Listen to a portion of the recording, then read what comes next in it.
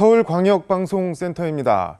캐나다 캘거리에서 열린 주요 7개국 G7 정상회의에 참석한 이재명 대통령이 G7 공식 일정 외에 이시바 시게루 일본 총리 등 8개국 정상과 국제기구 수장 등 10여 명의 세계 정상과 회담을 갖고 오늘 새벽 성남공항을 통해 귀국했습니다.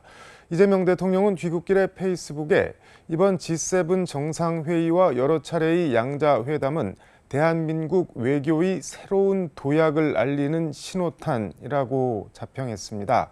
여의도 초대석 박지원 더불어민주당 의원과 관련 얘기 및 정치권 현안 짚어보겠습니다. 의원님 어서 오십시오. 네, 안녕하세요. 이재명 대통령 G7 회의 참석, 세계 외교 무대 대비를 했는데 총평 어떻게 보셨나요? 오늘 아침 네. 모든 신문들이 아주 극찬을 했더라고요. 대성공이죠. 그리고 영부인 네. 한복 패션까지 국위를 선양했고 네. 특히 김건희 여사처럼 명품 쇼핑도 안 하고 좋았던 것 같아요. 목이 상당히 쉬셨는데 감기 걸리셨나요 혹시? 감기가 아니라 알레르기가 이렇게 비가 오다가 네. 햇빛이 쫙 나면 아주 심합니다. G7 회의 혹시 눈여겨보신 거나 주목해서 보신 게 있으실까요? 특히 네. 대한민국이 돌아왔다. 대한민국이 돌아왔다. 네, 대한민국의 민주주의가 돌아왔다고 하는, 그리고 이재명 대통령이 네. 군사 쿠데타 6개월 만에 총 한 방 쏘지 않고 네. 평화적 정권 교체를 이룩한 리더십에 대해서 네. 각국의 정상들이 높이 평가를 했고 한미 정상회담은 네. 미국 사정상 이루어내지 못했지만은 네. 한일 정상회담을 통해서 이재명 대통령의 실용 외교의 진면목을 보였다. 네. 그렇게 평가합니다.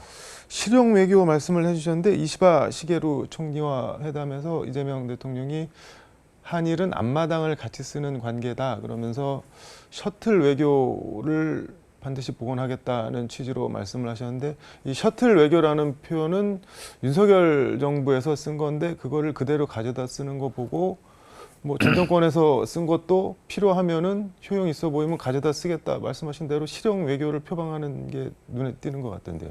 셔틀 외교는 윤석열 정부에서 처음 있었던 게 아니라 네. 그 전부터 셔틀 외교의 얘기는 많이 있었죠. 네. 어떻게 됐든 이 한일 간 네. 정상 간에는 늘 신경전도 있었는데 네. 심지어 자리 문제 가지고 또 신경전을 했는데 이번에 네. 이재명 대표께서 여유를 가지고 상석을 이시바 일본 총리에게 양보하는 등 좋은 모습을 보인 것은 한일 관계 진전을 위해서도 굉장히 바람직했다. 네. 실용 외교라고 하는 것은 이런 거구나 하는 것을 세계 만방에 보여줬다.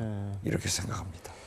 김혜경 여사 한복 말씀을 해주셨는데 그 G7 리셉션에 한복을 입고 갔더니 막 촬영 사진 같이 찍자 뭐 이런 요구가 쏟아졌다 그러고 단독 일정도 교민들이랑 소화를 했는데 상당히 인기가 좀 좋았던 것 같습니다. 어떻게 보셨나요? 아무튼 성공적이에요. 그리고 우리 네. 패션을 한국 패션을 세계 만방에 홍보할 수 있었고 네. 무엇보다도 우리 국민 입장으로 김건희 여사처럼 명품 샵에 쇼핑을 간다든지 우리는 말썽이 없어서 안심했다. 저는 그렇게 평가합니다. 근데 저는 개인적으로 그 리셉션에 이재명 대통령 넥타이를 보니까는 빨간색, 파란색, 하얀색 3선으로 돼 있던데 태극기에 들어가는 색깔로 이렇게 넥타이를 만들었더라고요. 보니까 그래서 그 보좌관이 꽤 센스가 있는 사람이다 그런 생각이 들던데 아무튼 전반적으로 뭐 잘 진행이 됐다고 평가는 좋은 것 같은데 이제 제일 큰 산 트럼프와 회담이 남았는데 혹시 조언을 하신다면 오늘 아침에 조선일보도 네. 아주 이재명 대표의 다자 외교 대부전이 성공이다. 대통령 극찬을 했는데 사실 트럼프 대통령과 회담을 했으면 좋았겠지만은 트럼프 대통령이 네. 이스라엘, 이란 간의 전쟁 때문에 지금 현재 하지는 못했지만은 이제 이번 주에 네. 나토 정상회의에 가기 때문에 거기에서 할 수 있지 않냐 이런 생각을 하고 네. 또 사실 트럼프 대통령을 만나면은 네. 이 관세 협정 그리고 방위부 이런 문제를 불쑥 들고 나올 건데 네. 좀 더 시간적 여유를 가지고 다른 나라와 미국이 진전하는 그러한 협상 내용을 보면서 네. 대비할 수 있는 시간도 벌었다. 차라리 전화해보고 계기가 됐다. 저는 그렇게 평가합니다. 서두를 필요는 없다는 말씀이에요. 그렇죠. 예. 김건희 씨 주가 조작 수사를 하고 있는 서울고검이 미래에셋에서 주가 조작을 인지하고 뭐 지시하고 상의하는 정황이 담긴 김건희 씨의 육성 녹음을 수백 개를 입수했다고 하는데 이거 왜 지금까지 입수를 못했을까요? 그런데 오늘 아침에 네. 모든 신문들이 검찰의 수사 태도에 대해서 네. 맹비난을 했어요. 왜 검찰 개혁이 필요한가를 검찰 스스로가 국민들에게 웅변으로 증명해줬다. 이런 생각을 하면서 네. 영부인이 네. 그렇게 추한 주가 조작을 했다는 것도 문제이지만 출두하라는 통보를 받고 우울증을 핑계로 해서 병원에 입원했다는 것 비겁하잖아요.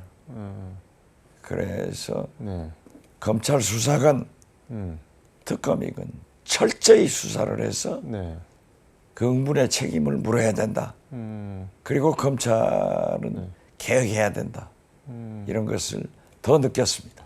근데 저는 개인적으로 잘 이해가 안 되는 게 어쨌든 이게 문재인 정부 검찰에서 수사가 시작이 된 거고 그리고 송경호 서울중앙지검장 같은 경우는 나름 수사 의지를 갖고 김건희 여사도 소환하려고 했고 그러다가 뭐 부산으로 날아갔는데 의지를 갖고 수사를 했던 검찰도 왜 그 미래에셋 거기를 압수수색할 생각을 못했는지 거기 계좌를 맡겼는데 왜 그거를 안 들여다봤는지 이해가 안 되는데 그걸 어떻게 봐야 될까요? 그건? 당시 검찰총장이 윤석열 아닙니까? 또 대통령이 윤석열이기 때문에 검찰이 권력의 눈치를 본 것. 이건 사실 아니에요? 그렇기 때문에 검찰 수사에 대해서 네. 국민적 분노가 하늘을 찌르고 있지 않느냐. 그래서 저는 어떠한 경우에도 네. 검찰도 개혁을 해야 되지만은 김건희 특검이 철저히 파헤쳐서 국민들에게 모든 의혹을 밝혀야 된다. 저는 그렇게 생각합니다.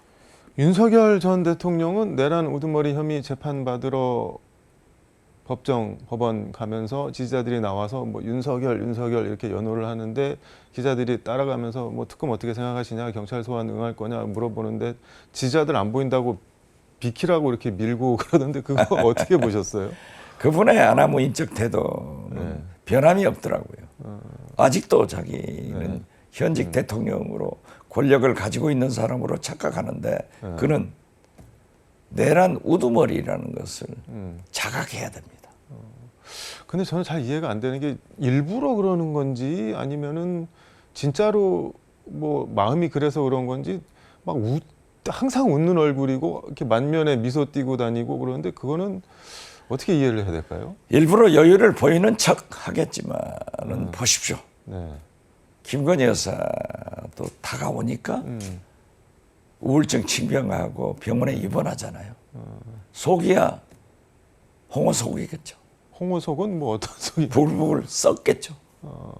근데 김건희 여사는 우울증 걸릴만 하지 않을까요? 밤에 지금 잠도 못 자고 밥도 잘 못 먹고. 물론 그럴 수도 있지만 영부인으로서 대통령으로서 좀 마지막 순간이라도 추하지 않은 모습을 국민들한테 보이는 것이 자기들이 할 일이지. 그러한 구차하고 치사한 모습을 보이는 것은 진짜 국민들이 더 큰 실망을 하게 된다. 저는 그렇게 느꼈습니다. 좀 깨끗하고 담담하게 응했으면 좋겠다 그런 말씀으로. 그렇죠. 김민석 국무총리 후보자 국민의힘에서 빨리 사퇴하라 뭐 이렇게 나오고 있는데 그거 어떻게 보세요? 김민석 후보는 네. 32살 때 김대중 총재에 의거해서 발탁돼서 네. 국회의원이 됐습니다. 금년에 61세, 네. 만 30년간 정치 역정도 네. 험난했고 인생도 파란만장했습니다.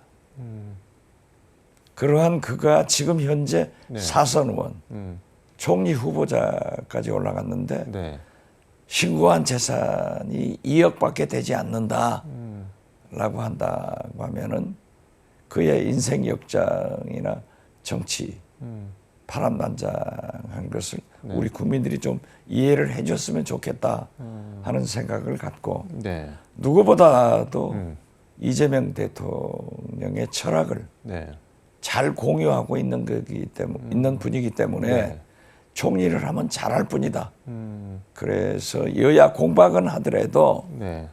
청문회에서 따지고 답변하고 네. 그리고 인준되면은 총리로서 아주 잘할 뿐이다 하고 거듭 말씀드립니다. 근데 지금 국민의힘 공격의 핵심은 그건 것 같습니다. 번 것보다 쓴 게 훨씬 더 많다. 그게 어떻게 가능하냐. 무슨 돈 찍어내는 기계도 아니고 화수분이냐. 뭐 이런 얘기를 하는데 그건 어떻게. 그러니까 지금 뭐 네. 빌린 사람들도 있잖아요. 그렇기 때문에 그러한 것은 네. 청문회 과정에서 해명이 충분히 된다. 본인도 그렇게 주장을 하고 있기 때문에 지켜보는 것이 좋겠습니다.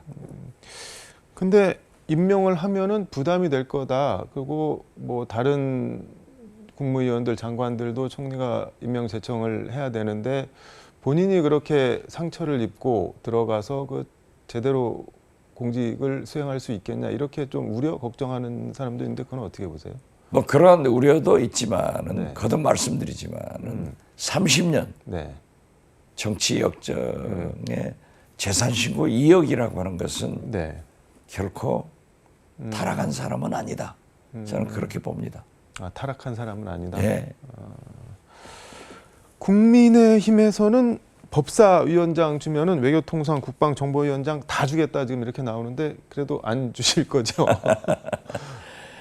국회 개원 협상은 네. 개원 전에 여야가 합의해서 이루어지는 거기 때문에 네. 변함이 없을 겁니다. 국민의힘이 근데 이렇게 법사위원장에 목을 매는 이유가 있을 것 같은데 전혀 응하실 생각은 없는 거죠, 민주당은? 글쎄요. 네. 법안의 통과가 중요하기 때문에 또 민주당에서도 네. 이재명 대표가 집권을 했는데 향후 네. 1, 2년이 개혁의 가장 중요한 때 아니겠어요? 이때 개혁 입법을 완수하려면은 지금 현재 개원 협상대로 법사위 예결위 운영위는 민주당이 가지고 갈 것이다. 저는 그렇게 봅니다. 민주당 당권 경쟁 무슨 청내파, 찬대파 이런 얘기가 나오는데 그 분위기가 어떤가요? 내 당의 의원들은? 글쎄요. 지금 현재는 정청래 법사위원장이 출마 선언을 했고 네. 박찬대 전 원내대표는 엊그제 우리 광주 전남 네. 의원들이 해단식 비슷하게 회식을 했습니다. 그 자리에 오셨더라고요. 네. 그래서 출마를 하는 것으로 알고 있습니다만은 또 일부 언론에서 보도되는 네. 제3자 후보론도 나오는데 그 3자는 모르겠어요. 어떻게 됐든 네. 정청래, 박찬대 두 분이 경선하지 않을까 그렇게 예측합니다. 어느 쪽을 더 선호하냐고 물어보면 답은 안 해주실 거죠. 그건 좀 네. 근데 정청래 의원이 박찬대가 당대표 돼도 상관없다 뭐 이런 얘기를 했는데 이거는 무슨 뜻으로 한 얘기일까요, 이거? 아주 좋은 태도 같아요. 어떤 우리가 점에서? 지난 대통령 선거 때도 민주당 의원들이 네. 그렇게 단결해서 이재명 후보 당선을 위해서 네. 노력한 역대 선거가 없었습니다. 제가 많이 보아왔지만 네. 그런데 이번에 정청래 당권 후보가 박찬대 후보가 돼도 네. 다 이재명 대통령의 성공을 위해서 협력한다 하는 것은 그만큼 네. 민주당이 단결됐다 하는 것을 나타내고 있기 때문에 아주 좋은 일이다. 저는 그렇게 봅니다. 이준석 의원 젓가락 발언 논란이 지금 계속되고 있는 것 같은데 제명 청원 국회 국민청원에 지금 60만 명 정도가 저거를 했는데 동의를 했는데 이게 어떻게 될까요? 그런데 이게 일단 5만 명 이상이 올라가면은 한 달 지나면은 소관 상임위에 회부를 하잖아요. 그렇죠. 예. 이제 국회의장께서 회부를 하겠지만은 네. 지금 뭐 60만이 넘었을 거예요. 그렇기 때문에 의장도 심각하게 바라보는 것으로 알고 있고 네. 이준석 전 대표도 네. 조금 언론 노출이나 이런 것을 자제하는 것을 보면은 네.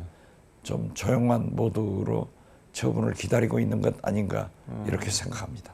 본인도 상황이 좀 심각하다는 거는 인지를 하고 있다는 말씀처럼 들리네요. 느끼는 것 같아요. 그렇기 때문에 일체 음. 언론에 노출되지 않는 것도 네. 자숙하고 있는 것 아닌가 저는 그렇게 해석합니다.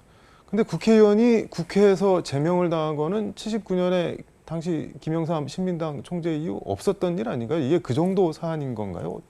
어떻게 봐야 될까요, 이거를? 두고 봐야겠지만은 네. 국회의원의 문제이기 때문에 음. 심각하게 받아들일 겁니다.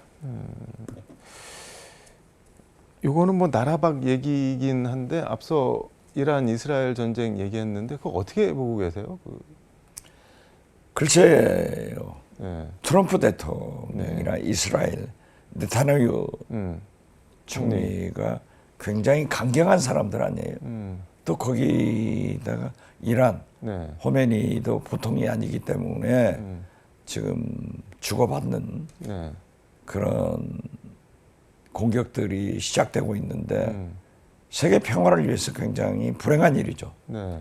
그러나 한편 우리도 네. 만약 윤석열이 지금도 대통령이라고 하면은 우리 한반도의 긴장이 어떻게 됐을까 상당히 고조됐을 거라고 보는데 다행히 네. 이재명 대통령이 대통령 당선돼서 잘 대응을 하고 있기 때문에 네. 한반도 긴장 고조까지는 가지 않을 것 같다 이렇게 생각합니다. 근데 이스라엘 좀 너무한 거 아닌가요? 주변에 있는 나라들 다 이렇게 자기들 마음대로 공격하고 그래도 되는 건가요, 그게? 저는 그런 생각이 좀 들던데. 이스라엘이 그렇게 무서운 나라죠. 또 미국도 네. 이스라엘에 대해서는 미국 본토보다도 더 중시하고 있기 때문에 왜 그런 건가요, 그런데? 그게? 유태인들이 미국 사회를 지배하고 있잖아요. 언론이고 모든 것을. 그런 점이 있어요. 그러니까 저는 가령 하버드 대학이 반 이스라엘 시위 같은 거 이런 거 방치한다고 뭐 연방 계약금 막 수십조 원 끊고 이러는 거 보면은 야 저거 진짜 이스라엘 사람들이 대단하긴 대단하다는 생각이 들긴 그렇죠. 하는데. 그러니까 제가 국정원장 네. 할 때 이스라엘 네. 모사드에 가서 어떻게 당신들은 미국과 관계를 설정했기에 미국이 미국보다 더 이스라엘을 생각하느냐. 우리 한국도 안보 기술 문제에서 그렇게 되고 싶으니까 좀 전수해달라라고 웃으면서 얘기한 적도 있습니다. 뭐를 전수를 해주던가요? 그러니까. 그냥 웃고 말죠. 그런데 진짜 미국과 네. 이스라엘은 너무 견고해요. 알겠습니다. 재미있는 얘기여서 조금 더 말씀을 들어보고 싶은데 오늘 시간이 다 돼서 여기까지 듣도록 하겠습니다. 고맙습니다. 네, 감사합니다. 지금까지 서울광역방송센터에서 박지원 민주당 의원과 함께 전해드렸습니다.